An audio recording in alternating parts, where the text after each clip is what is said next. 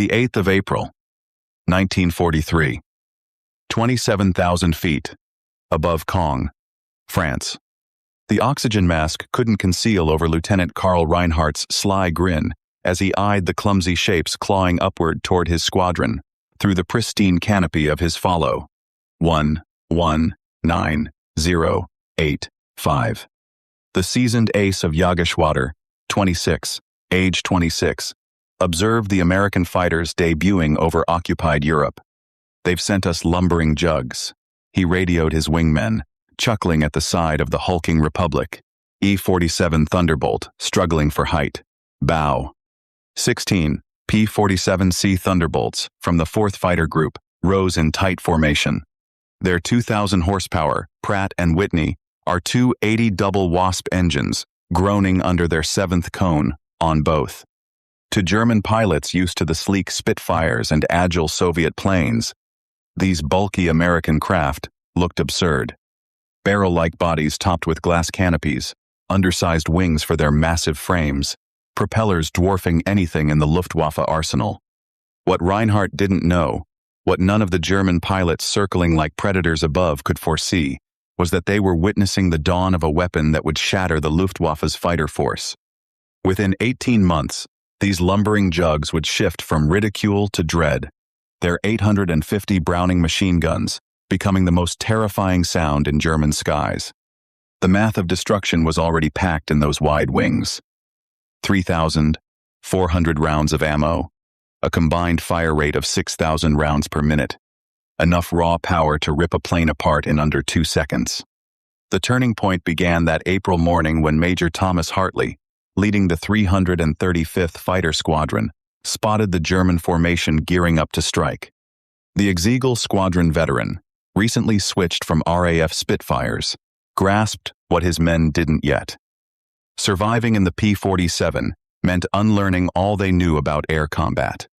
The Thunderbolt guns chased lightweight interceptors for climb and turn. Republic Aviation crafted a high-altitude beast that used weight, power, and firepower to rewrite aerial warfare.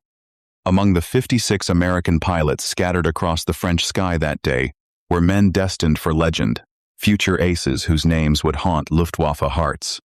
But on the 8th of April 1943, they were rookies in an army of Americans who had fought non-stop since 1939, veterans of Poland, France, Britain, and Russia. The Americans, 0 combat days. This tale is about how industrial might outmatch tactical skill, how numbers and quality fused into unstoppable dominance, and how German pilots laughed or morphed into terror as they felt the wrath of synchronized Browning guns at 400 yards. The Republic P-47 Thunderbolt emerged from a June 1940 panic as German fighters ravaged France. Alexander Kartve, Republic Aviation's Georgian-born chief designer, received urgent U.S.-era specs for a high-altitude interceptor to rival the Luftwaffe's best. What Karty designed was a Titan that redefined limits. "It'll be a brute," Karth told his team, "but a brute with balance." The XP-47B prototype, first flown on the 6th of May 1941, stunned all who saw. At 9,900 pounds empty, it weighed 65% more than its predecessor, the P-43 Lancer. The massive turbo supercharger system, with its intricate ducting through the rear fuselage, gave it a swollen look. Test pilots approaching it often ask the same thing. This thing actually flies. Not only did it fly, it soared like nothing else at altitude. The Pratt & Whitney R 280 double Wasp engine and 1.8 cylinder radial pumping, 2,000 horsepower, held full power at 27,000 feet, where German fighters choked. The turbo supercharger, fueled by exhaust gases, delivered SEAL performance in the stratosphere, where air was too thin for standard superchargers. Major Harold Hubsaw, commanding the 56th Fighter Group training at Bridgeport, Connecticut, initially loathed the aircraft.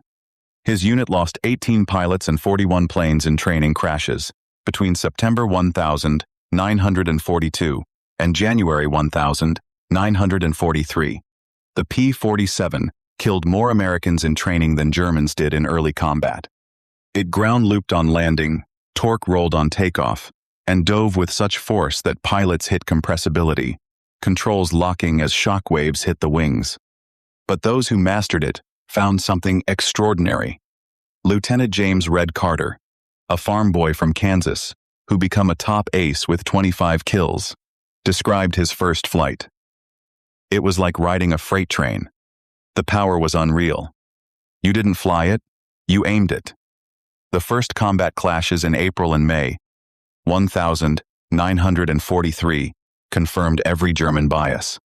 The P-47S couldn't turn, with Focke-Wulf 190S, couldn't climb, with Mossad 109S, couldn't match their agility at mid-altitudes. Luftwaffe pilots quickly devised tactics to exploit these flaws, attacking from below where the heavy Thunderbolts floundered, forcing turn fights where agility trumped firepower. Man Esef Pips Priller, CEO of Yagish 26, reported after his first clash, "The new American fighter is prey for the taking. It flies like a truck, turns like a tanker, climbs like a loaded ox. Our boys call them Yankee tubs, fat targets playing warrior." The stats backed German confidence. In their first month, American fighter groups lost 14 Thunderbolts for just 3 confirmed kills. The RAF, watching from Spitfire squadrons, quietly suggested the Americans rethink their ride. British pilots joked the best dodge in a P-47 was to unstrap and run laps in a spacious cockpit. But something odd emerged in those early fights that German intel missed. Shot-down P-47S soaked up insane punishment before falling. One returned from a May 4 mission with 21 cannon holes and over 100 machine gun strikes damage that would have shredded a Messerschmitt or Spitfire. The massive radial engine lacking fragile coolant systems shrugged off hits that would have stopped liquid-cooled fighters cold. More, crucially, when P-47S got their guns on target, the results were devastating. The Thunderbolt's weapon array created a kill zone German pilots had never faced. Unlike early war rifle caliber guns or cannon with scant ammo, the American fighter could sustain fire for over 30 seconds, a lifetime in dogfights. The moment that shifted German views hit on the 26th of June, 1943, over Lazo, France. It involved 2nd Lieutenant James S. Miller of the 61st Fighter Squadron in a clash that became legend on both sides. Miller's group of 48 P-47S was heading back from escort duty when 16 Focke-Wulf 190S from JG-26, led by Hauptmann Wilhelm Ferdinand Galland, brother of the famed Adolf Galland, ambushed them. The Germans struck perfectly, diving from the sun with a speed edge. Miller's Thunderbolt, trailing the formation, took a barrage in the opening seconds. 12 20mm cannon shells exploded across his plane. The canopy shattered. Hydraulic fluid flooded the cockpit. The engine cowling ripped off, and fire erupted behind the panel. Miller, hit in the arm and leg by shrapnel, tried to bail, but the canopy jammed. A 20mm shell had fused it shut, trapped in a dying craft at 27,000 feet. What followed defied all odds about damaged survival. Despite no forward view through the oil-smeared windscreen, a shuddering engine, and sluggish controls, Miller leveled the plane and aimed for England. The P-47 kept flying with damage that would have reduced any other fighter to wreckage. Then it got worse. A lone FW-190 from JG-26 spotted the crippled Thunderbolt, limping toward the channel at under 170 miles per hour. History never pinned down this pilot, though German log suggests several names. What unfolded was one of aerial warfare's wildest moments. The German lined up behind Miller's P-47 and unleashed his 20mm cannon and 2 13mm machine guns. Miller, unable to dodge, ducked behind his armor plate and prayed. The Thunderbolt took the full cannon load. The German repositioned and fired again, this time with just machine guns. Cannon, ammo, spent. He pulled alongside, staring in shock at the flying ruin. Miller saw his face, young blonde, shifting from smugness to confusion to fear. The German fired his last machine gun rounds into the Thunderbolt. Still, it flew. He pulled alongside again, saluted in disbelief, and broke off, likely out of ammo. Miller's P-47 landed at Manston, engine dying on the runway. The crew chief quit counting bullet holes at 200. One cannon shell exploded inches from Miller's head. Another hit the armor behind his seat. The engine took direct strikes. Control cables were half severed. 3 of 4 main laundrons, the fuselage's spine, were shot through. Yet it brought him home. Miller's survival rocked both air forces. American engineers studying the wreck realized they'd underestimated their creation. German intel, getting JG-26 reports, initially dismissed it. No plane could take that beating, but multiple pilots confirmed the impossible. The Thunderbolt had endured the Luftwaffe's best and lived. By July 1943, American pilots were tapping the P-47's true strengths. Lieutenant Colonel Harold Zama, 56th Fighter Group CO, had cracked the code through harsh lessons. Don't turn with them. Don't climb with them low. Use your weight. Use your power. Use your guns. The Thunderbolt's bulk, once a flaw, became a weapon. In a dive, nothing touched it. From 30,000 feet, a P-47 hit 550 miles per hour, outpacing any German fighter, even in a steep dive.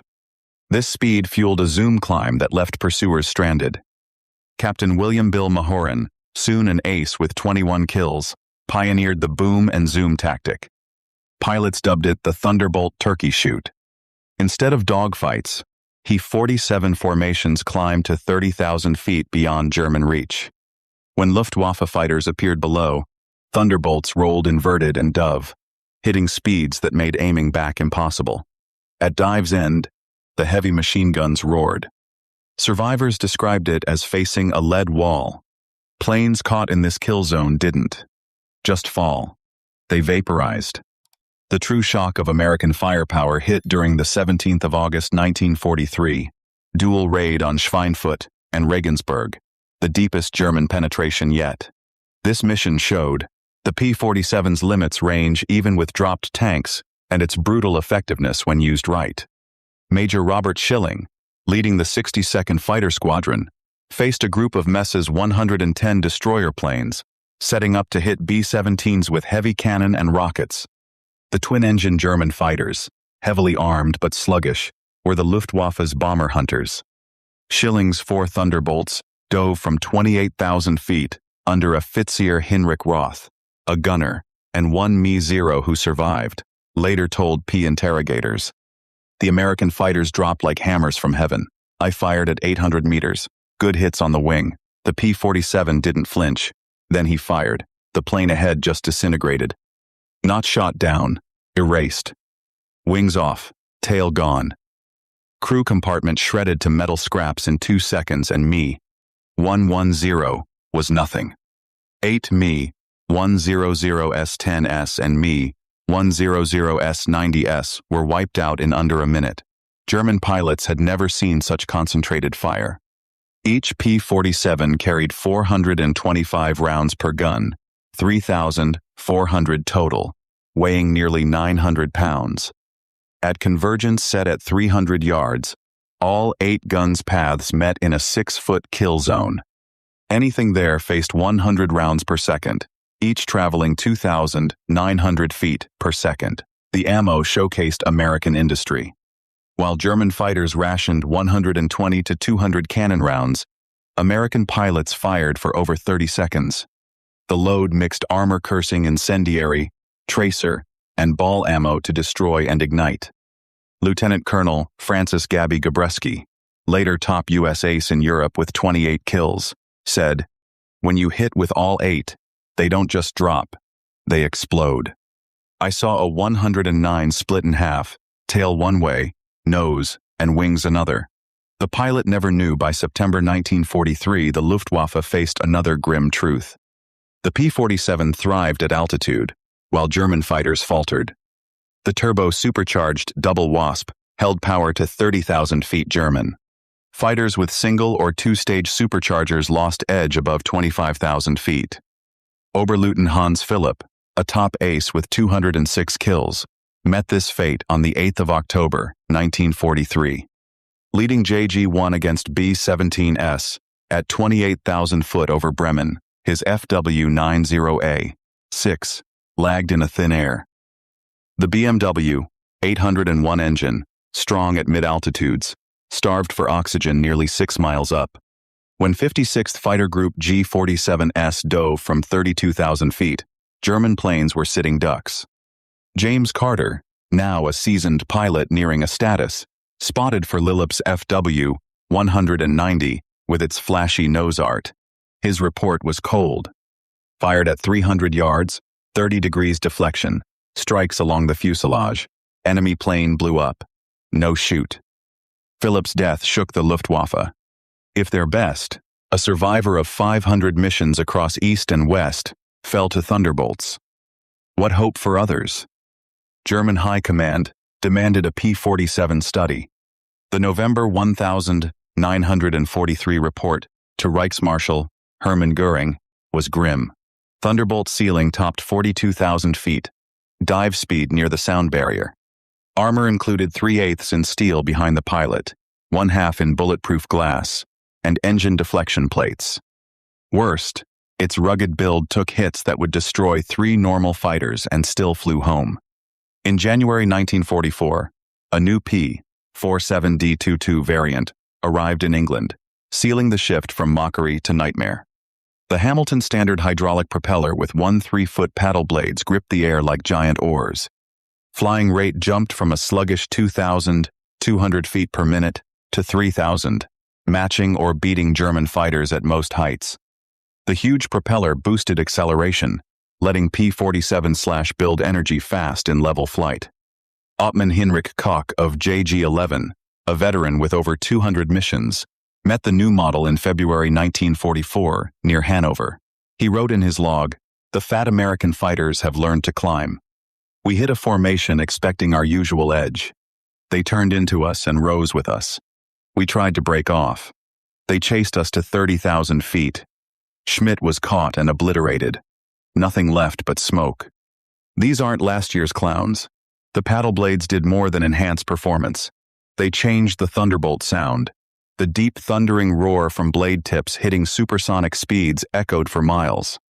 German ground troops identified P-47S by sound alone, a menacing rumble signaling death from above. They dubbed it Donnerschlag, thunderclap. By March 1944, P-47S, with external tanks, escorted bombers deep into Germany. The standard setup carried 2-108 Galland's wing tanks, or a 7.5 Galland belly tank stretching range past 1,000 m. With paddle blades boosting performance, even loaded, Thunderbolts fought on equal terms.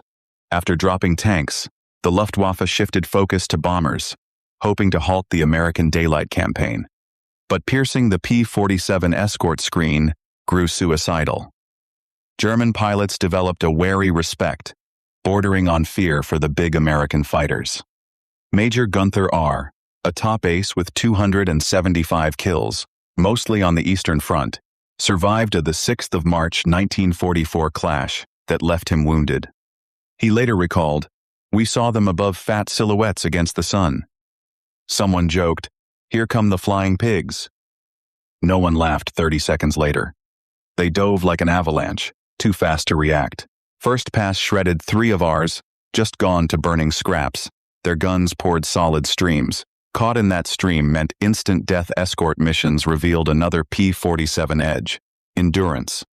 While German fighters burned fuel at max power, the big radials cruised efficiently high up. Thunderbolt stayed with bombers for hours, rotating cover with fuel for combat in return. As P-51 Mustangs took long-range escort in spring 1944, P-47 units shifted to ground attack, becoming the German Army's worst fear. The transition kicked off in April 1944, as Allies prepped for the France invasion. The heavy machine gun array proved lethal against ground targets. Standard armor-piercing incendiary rounds pierced most German vehicle tops, while the fire volume erased soft targets in seconds. A 2-second on burst dumped 160.5 caliber rounds into a truck-sized area. Adding bombs and rockets turned the P-47 into a multi-role monster.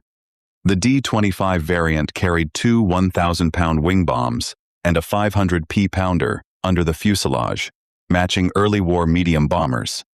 Later models added zero-length rocket rails for 10.5 inches high-velocity aircraft rockets, each like a 105mm artillery shell. Oberhans van Lucht, commanding the 125th Panzer Grenadier Regiment during Normandy, faced P-47 ground strikes. They came low, so low you saw the pilots' faces. The sound was pure terror, engines roaring, rockets shrieking. Then those heavy guns hammered. A truck column vanished. 20 vehicles turned to flaming wrecks in one pass. The psychological hit was crushing. They called them Jabo's fighter bombers. These were flying artillery with sniper precision. The 63rd Fighter Squadron with P-47S downed 2M 262S in March 1945. His tactical note: jets are faster, but they can't turn or take punishment. One solid burst from our guns and they fall apart like paper. They slow to hit bombers. That's when we strike. The final proof of American industry hit during Operation Bodenplatte. The Luftwaffe's desperate, the 1st of January 1945 strike aimed to crush Allied air power, launching nearly 900 fighters, including top pilots, against airfields in Belgium and Holland. At Y-34 near Metz, home to the 365th Fighter Group's P-47S, the attack succeeded at first. 22 Thunderbolts and other planes were destroyed on the ground. A captured German pilot taunted at the command post, pointing at the flames. "What do you think of that?" Major Robert Bobby Brooks replied, pointing to the flight line where crews cleared wrecks and prepped for replacements. "By tomorrow, we'll have 40 new ones." "How long for your pilots?" The German smirk faded. Within 48 hours, factory-fresh P-47 D-40S filled the line flown from English depots. The Luftwaffe lost 271 planes and 213 pilots in Bodenplatte, including irreplaceable instructors and leaders. Losses they couldn't recover. Americans lost 134 planes across all fields, all replaced in a week. The numbers sealed Germany's fate. Republic Aviation built 15,683 P-47S, more than any U.S. fighter. At peak, the Farmingdale plant on Long Island turned out 1 hourly round the clock. The Evansville plant, built from scratch in 1942, hit 500 monthly by 1944. Each P-47D needed 65,000 parts, 8 meters of wiring, 2,000 pounds of aluminum, and 300 pounds of rubber. The engine alone had 2,400 components, machined to thousandth of an inch precision. Yet, American workers, many women new to planes after Pearl Harbor, assembled them with wartime accuracy.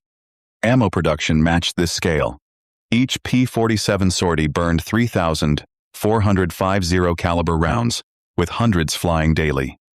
By mid-1944, ammo use topped 10 M rounds monthly.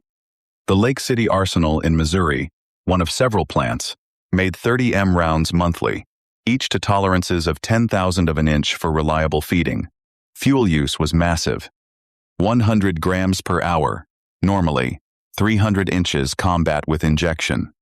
The 9-inch Air Force alone gulped 25 M gallons monthly by late 1944, shipped across the Atlantic in mass robust tankers. Even more impressive was pilot training. By 1944, the U.S. graduated 30,000 pilots yearly from advanced schools, outpacing Germany's total wartime output. Each P-47 pilot got 400 hours, including 100 inches advanced fighters. German pilots entered combat with under 100 hours. By war's end, the edge showed in battle.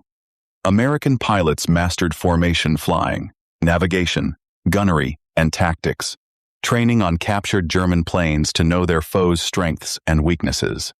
They knew their systems cold, studying manuals German pilots never saw. Lieutenant Henry Hank Wilson, arriving in England September 1944, typified this. I had 420 hours, including 75, in the P-47. I'd shot towed targets, practiced deflection, studied combat footage. My first mission. I knew the drill. The German I faced had half my time. It wasn't fair. In March 1945, Oberleutnant Joseph Priller, same pilot who mocked P-47s as loaded oxen 2 years prior, was interviewed by German propagandists to lift morale. His unmerable response showed the full shift. The Thunderbolt is the ultimate fighter bomber. Its firepower is unmatched. Guns that never jam, never overheat, never run dry in a fight. It hauls bombs like a medium bomber, fires rockets like artillery, and fights like a fighter when needed. But it's more than the machine. It's endless American production. They lose 10, build 20. We lose 1. It's gone. Their pilots outtrain our instructors. They have fuel, ammo, spares. We have courage. Courage without resources is just delayed defeat. We laughed in 43. We don't now. Those guns, you hear them. You know death's coming. The sound haunts us. Mechanical, precise, relentless. Like all American might, it's overwhelming steel and lead. They didn't beat us with better tactics or braver pilots. They buried us. On the 6th of June 1944, the Luftwaffe learned how fully the power balance had flipped. Over 500 P-47s guarded the invasion, forging an unbreakable shield over the beaches. German fighters trying to hit the landing zones were slaughtered. Oberleutnant Wolfgang Fischer of JG-2, one of 3 Germans to reach the beaches that day, reported. The sky was American. Thunderbolts stacked from sea level to 30,000 feet we tried to break through at dawn. 12 fighters from our group. I was the only one back. He, 47 Seth, waited at every height. You couldn't climb over or dive under. Their guns turned our planes to aluminum rain. In weeks after D-Day, he, 47Cs, crippled German movement by day. The stats were staggering. June alone saw 9th Air Force Thunderbolts claim 651 locomotives, 3,847 trucks, 512 tanks, and 4,553 horse-drawn vehicles destroyed. The Wehrmacht moved only at night, stunting there. Counterattacks. Germans tried everything. Thicker armor, more flak, new camouflage, but nothing worked. The P-47 speed, armor, and firepower made it nearly invincible. Even the feared 88mm flat guns struggled to track it low. While tearing up Europe, the P-47 proved itself in the Pacific.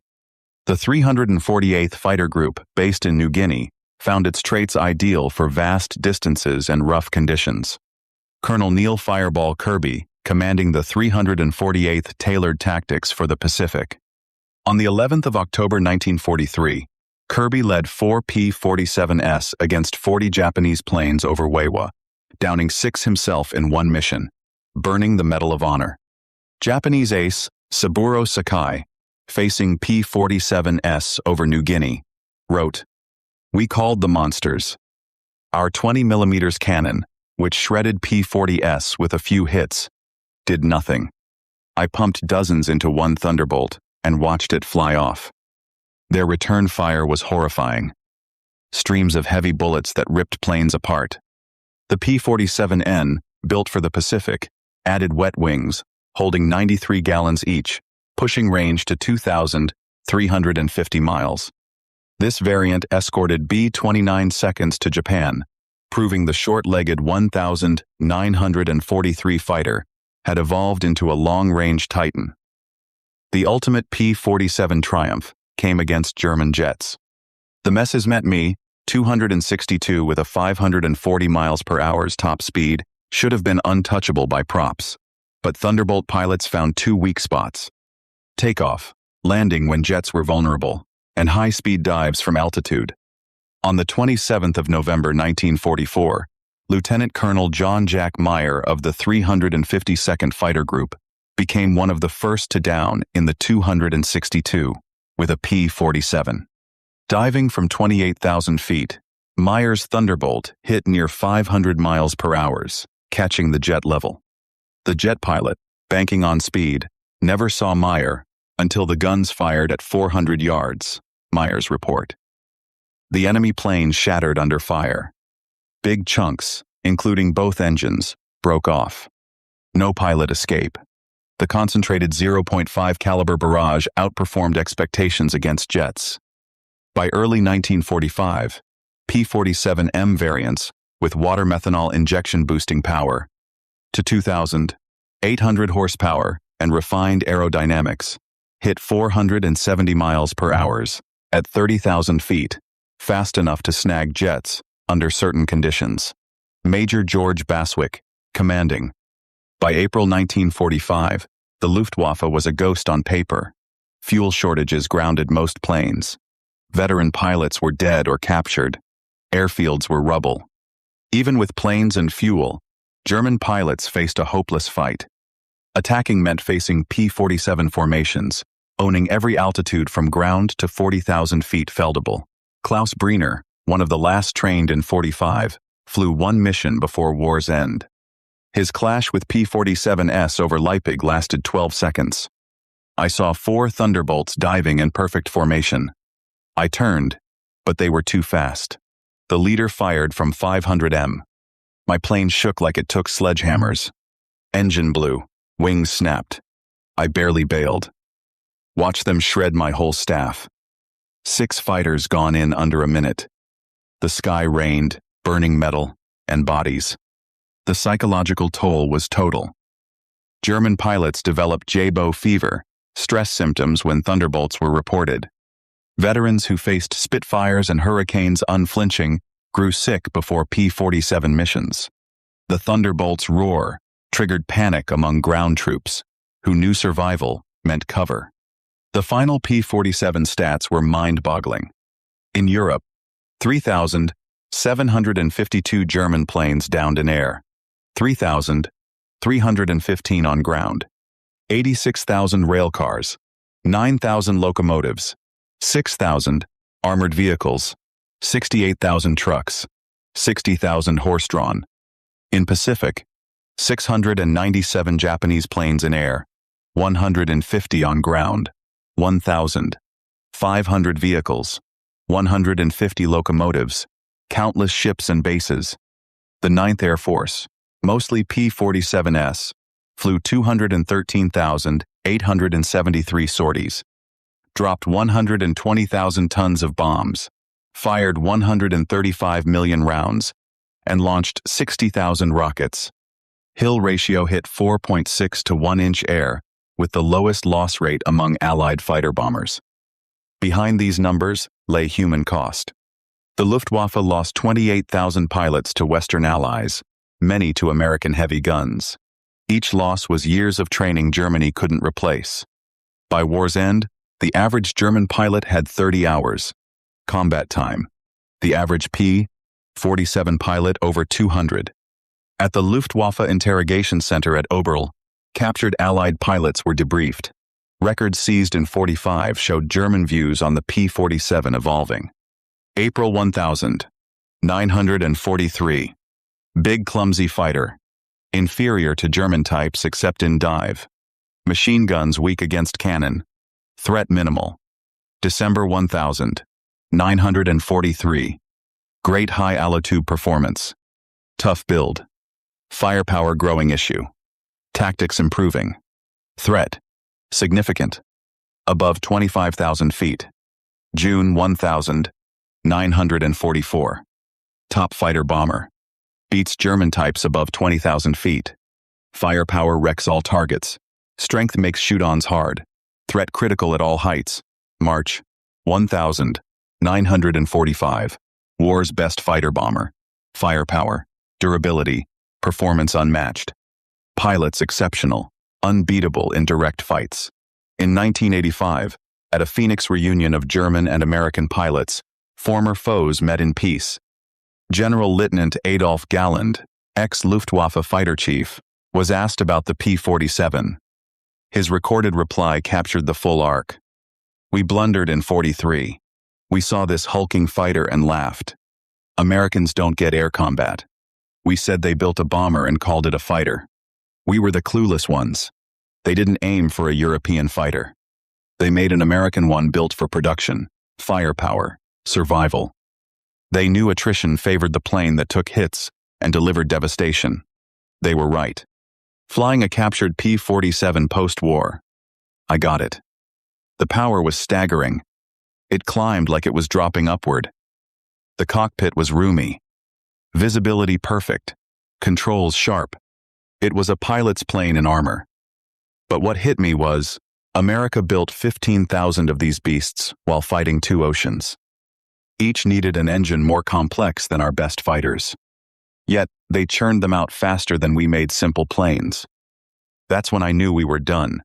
Those guns, we called them Roosevelt's organ for their sound. Once you heard it, you never forgot. Many friends heard it last. The P-47 didn't just beat the Luftwaffe, it crushed it.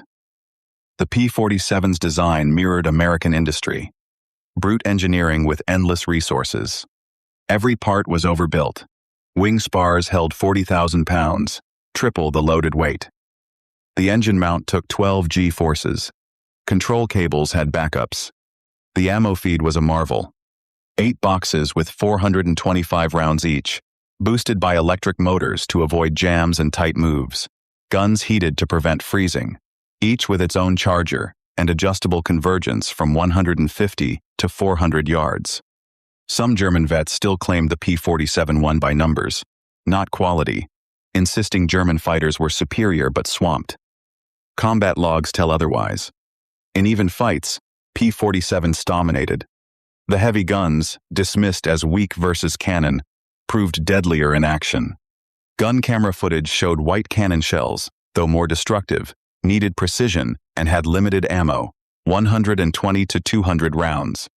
The P-47's guns created a bullet cloud, ensuring hits despite sloppy aim. A 2 SE second-on burst landed 20 rounds on a fighterized target, enough to kill.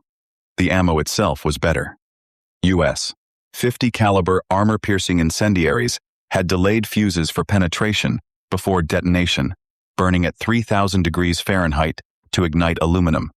German 20mm shells often exploded on contact, causing flashy but shallow damage.